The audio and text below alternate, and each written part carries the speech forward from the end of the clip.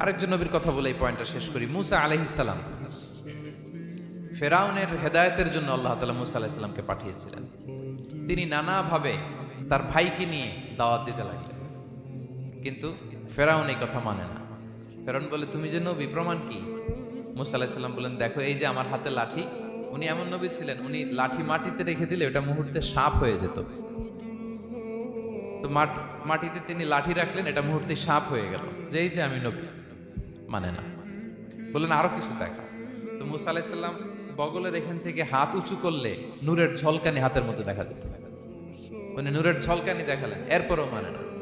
এরকম একটার পর একটা আল্লাহ নবী মুসা আলাইহিস সালাম মুআজিজা দেখাতে লাগলেন, কিন্তু ফেরাউন মানে না। শুধু মানে না এতটুকুই না, সবশেষে আল্লাহ নবী মুসা আলাইহিস সালামকে অ্যাসাসিনেশন, হত্যার পরিকল্পনা করলো তারা। যে বনি ইসরাইল, মুসা এবং মুসার অনুসারী যারা